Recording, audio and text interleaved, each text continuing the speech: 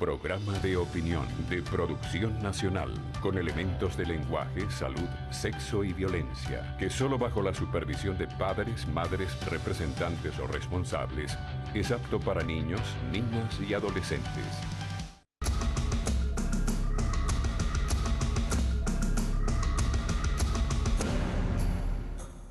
Muy buenos días. Voy a conversar con Carlos Alberto González Contreras.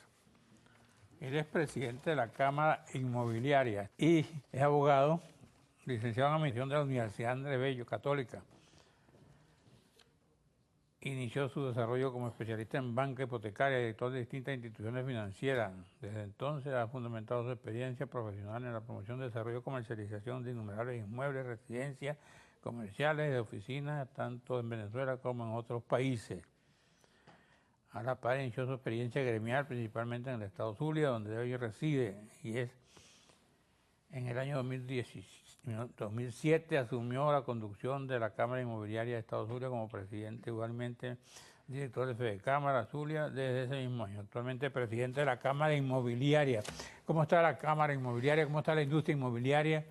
¿Hay déficit de vivienda? ¿No hay déficit? ¿Qué pasa? Bueno, muchas preguntas, pero sí, mira, el sector inmobiliario en general es una versión desmejorada de la economía, del reflejo de la economía nacional. Y una versión desmejorada simplemente porque nuestros proyectos en general, los proyectos inmobiliarios son proyectos a largo plazo, mediano, largo plazo. Cualquier proyecto inmobiliario te dura 3 años, 4 años, 5 años.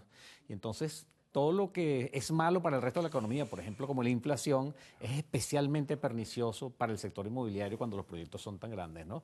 Y entonces, en nuestro caso, se juntan los problemas de la economía, pobreza, inflación, como te decía, con otros problemas particulares del sector, controles de precios, controles de financiamiento, problemas de índole político a nivel de confiscaciones de terrenos, de proyectos, que sí es verdad que han cesado en los últimos, diría yo que en los últimos 2 años, sin embargo, hace 7, 8 años se confiscaron gran cantidad de proyectos y una gran cantidad de nuestros productores de vivienda tuvieron que emigrar, tuvieron que irse del país y hoy están haciendo esas mismas viviendas que debieran estar haciendo acá, la están haciendo en otros países de América Latina y del mundo en general.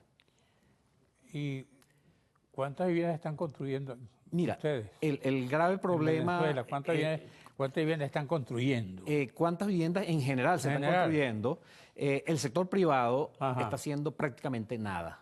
No hay viviendas nuevas, no estamos haciendo viviendas nuevas simplemente porque no podemos hacerlas. ¿Y de qué viven? Nuestra economía... ¿De la caza y de la pesca? Casi. Nosotros hemos disminuido, igual que la economía en inflación se pone chiquitica, en nuestro caso nos hemos disminuido terriblemente. El sector en general se ha disminuido, ha migrado hacia otros, todos, por ejemplo, lo que hacíamos vivienda, ahora de repente estamos haciendo comercio, por ejemplo. Ahora, Carlos Alberto, el gobierno ha construido 1.700.000 viviendas, según he oído que dice el presidente de la República. ¿Y cómo el gobierno construye? ¿Ustedes no? No, lo que pasa es que nosotros, cuando te digo que nosotros hacemos, por ejemplo, 3, 4.000 viviendas por año, son de verdad. Son absolutamente ciertas. Nosotros construíamos alrededor de 80.000 viviendas al año y estamos alrededor de 3, 4.000 viviendas en la actualidad. Cuando hablamos de 1.700.000 viviendas, bueno, eso es simplemente falso. Es mentira que se estén haciendo que se hayan hecho 1.700.000 viviendas de Gran Misión Vivienda. ¿Por qué? Porque es imposible que las hayan hecho. Para que tengan una idea la audiencia, nosotros llevamos el control de lo que dice el gobierno que ha hecho, ¿no? Por supuesto, no podemos constatar físicamente la información, pero sí llevamos el control de lo que ellos dicen que hacen. Para que tengan una idea, en el mes de julio del año pasado, tenían un monto determinado de viviendas y en el mes de enero, 8 meses después, de fecha a fecha, se habían construido, según el gobierno, 500.000 viviendas. Para que la audiencia tenga una idea de lo que son 500.000 viviendas, eso implica que había que haber hecho 62.000 viviendas mensuales. Eso es la sumatoria de todo Caricuao, de todo el Valle, Coche y 23 de enero. Todo junto en un mes. Eso es mentira. Por cierto, es imposible que el gobierno haya entregado esa cantidad de viviendas simplemente porque no las hizo. La encuesta en COVID, que se ha transformado en una especie de banco central, tiene data de que el gobierno ha entregado alrededor de 50.000 unidades de vivienda por año desde hace unos 6 años. Estás hablando de algunas 300.000 unidades de vivienda que yo dudo también que se hayan entregado, pero dando por buena la encuesta, es alrededor de eso, de alrededor de 300.000 unidades de vivienda. Los últimos datos de Banco Central, cuando se publicaban los informes, bueno, dan cuenta de una cantidad similar de viviendas hechas. Y algunos informes recientes de institutos del Estado también dan cuenta de 50, 60.000 viviendas por año. Eso es lo que se está haciendo, con el agravante de que en la actualidad hay una gran cantidad de proyectos de Misión Vivienda totalmente paralizados. ¿Por qué? Pienso que por falta de recursos, no hay recursos para invertir en esos proyectos. Materiales. Materiales, por supuesto, tampoco. Cabillas, Materiales no hay, pero no hay recursos en este caso. ¿Y no será que te incluyen ahí en esa cifra los que pintan la remodelación? Sí, eso ha pasado, que las viviendas... Terminan las viviendas, sí, la que acaban de hecho una pintar. pintadita, le cambian una ventana, la incluyen como viviendas nuevas. Y aún así creo que tampoco la suma da esa cantidad, es una cantidad exorbitante. Bueno, vamos a un receso y regresamos con Carlos Alberto Contreras para seguir hablando del futuro de esta industria.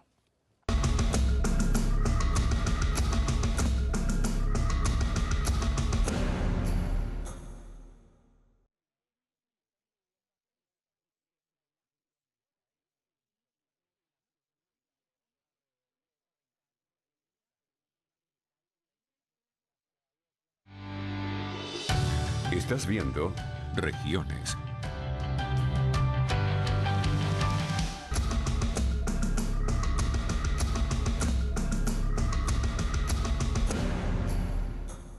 Bueno, mira, cuando tú vienes a Caracas o vas hacia Los Teques, por ejemplo, y pasas por Fuerte Tiuna, tú ves unos edificios con una inmensa, con una gran cantidad de viviendas. Y si vas por la Avenida Libertador, otra cantidad de viviendas.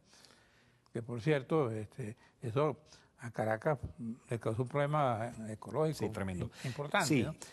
Eso no es parte de la vivienda del gobierno. Es parte de la oferta de viviendas del gobierno, es una vitrina que se creó allí. En esos dos proyectos, que son dos proyectos grandes, no se llega a 40.000 unidades de vivienda. O sea, Caracas colapsó toda la hilera de allí, de la Avenida Libertador. Hay alrededor de 3.000 a 4.000 unidades de vivienda, no más.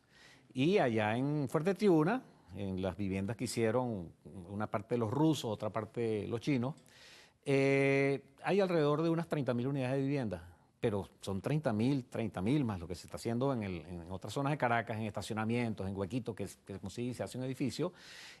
Todo eso es parte de lo que se ha hecho en los últimos 5 años. Y son alrededor de eso. ¿Ustedes tienen cifras del costo por vivienda de ese programa de los chinos y los rusos? Bueno, tenemos referencias. Tenemos referencias, no tenemos, no hay una evidencia física, pero tenemos referencias de lo que ha costado. Tenemos las declaraciones de tanto los ministros de vivienda, tanto Molina como el general Quevedo, y ellos hablan de que ha invertido en el sector alrededor de, por vivienda, alrededor de $82.000. Que es una cifra realmente dramática para la situación país y sobre todo para lo que el sector privado hubiera podido hacer con esa cantidad. Nosotros podemos hacer con $82.000, en la actualidad podemos hacer 3 unidades de vivienda, no una. Y entonces, tarde o temprano esas cantidades, esas cifras se conocerán, pero de verdad que ahorita decir con seguridad de que ese es el costo, no puedo afirmarlo, pero hay esas referencias. ¿Qué otro problema te preocupa a ti como constructor, como inmobiliario y como venezolano? Mira, el problema fundamental es la pobreza. Ese es el problema fundamental. Mientras no salgamos de este esquema de pobreza, que volviendo a la encuesta de COVID habla de 80% de pobreza, mira, la gente no puede comprar vivienda cuando no tiene para comer. Tenemos actualmente alrededor, leí ayer los datos sobre canasta alimentaria, estamos hablando de 1.300.000. Para que tengamos una idea, lo máximo que le pueden prestar a una persona en los actuales momentos para comprar una vivienda Bueno, pudiera estar en el orden de los 70 millones de bolívares. Pero para eso, Con eso hace una ventana. se puede, como en el interior quizás se pueda acceder a una vivienda con algo como eso. Pero para pagar un crédito tienes que ganar 20 salarios mínimos. Y entonces la familia que gana 20 salarios mínimos no desea ese crédito. Estamos en el peor de los escenarios. Hay dinero en la banca, porque hay, pero no hay quien lo solicite. Simplemente porque lo que puedes comprar con eso no puedes hacer nada. ¿Qué otra cosa tienes que decir hoy? El tema de, fíjate, a nivel de bancario, simplemente la banca se ha empobrecido tanto que entonces ya no es vivienda solamente, ya son los proyectos de oficinas, son los proyectos de comercio, todos los proyectos que mueven el mundo inmobiliario simplemente no tienen apoyo financiero, porque para hacer un centro comercial grande, entonces se necesita la confluencia de toda la banca y ni siquiera alcanza. O sea, ya Caracas no da para construir más viviendas, ¿no? Pareciera que no, aun cuando las zonas foráneas, se han desarrollado gran cantidad de viviendas y todavía caben viviendas en todo lo que es Cuba, Charallave, toda la zona, toda la Gran Caracas, y todavía podrían construirse viviendas allí. Y por supuesto lo que sucede... Y si construye la vivienda está como el cuento del diablo, si tienes agua no tienes tobo. Sí, no tiene fuentes de trabajo. La vía para esa zona se congestiona, Se ¿no? congestionan terriblemente. Pero bueno, es lo que tenemos. Me hablabas del déficit. El déficit prácticamente se mantiene inalterable en alrededor de 3 millones de viviendas. Y la manera de abatir ese déficit es que el sector privado se ponga a construir. Se ponga a construir alrededor de... Pero no 500.000, 200.000. Para construir necesita crédito. Necesitamos crédito, necesitamos condiciones, necesitamos confianza y necesitamos que la gente tenga para comprar. Necesita que no le intervengan las obras. Por supuesto. Ni se las invadan, seguridad. Sí, la seguridad es fundamental, la seguridad en general de todo el sector construcción es dramático. El desempleo lo tenemos en alrededor de 1.300.000, 1.400.000 personas profesionales del sector construcción que no tienen... ¿Y qué hacen esos ingenieros? ¿Se van del país? Muchos se nos están yendo. Bueno, tenemos el drama que se está yendo personal que antes no se iba, el personal, albañiles. Las grandes obras del gobierno, ¿quién las construye? Por ejemplo, las que dejó inconclusa esa famosa Odebrecht. Sí. ¿No la está construyendo el sector privado? No, de momento no, está paralizada, pero hay capacidad en el sector privado nacional para hacer las obras que ha sido Odebrecht total. O sea, no hay ningún prurito en que el sector privado nacional haga esa obra. Claro, pero si le paga, porque ahí me estaba diciendo... Definitivamente. A mí me decían que los constructores de ese tramo de ferrocarril que va ahí tienen yo no sé cuántos años trabajando a sueldo mínimo los trabajadores, pero no les pagan, los obligan a trabajar así. Así es, sí. Tenemos el drama de los pagos del sector público, es tremendo. Bueno. Ha sido así siempre, pero esperemos que en el futuro esto se revierta y podamos hacer las viviendas que el país necesita. Gracias, Carlos Alberto González Contreras. Gracias a usted, amigos televidentes. Nos veremos aquí mañana a esta misma hora.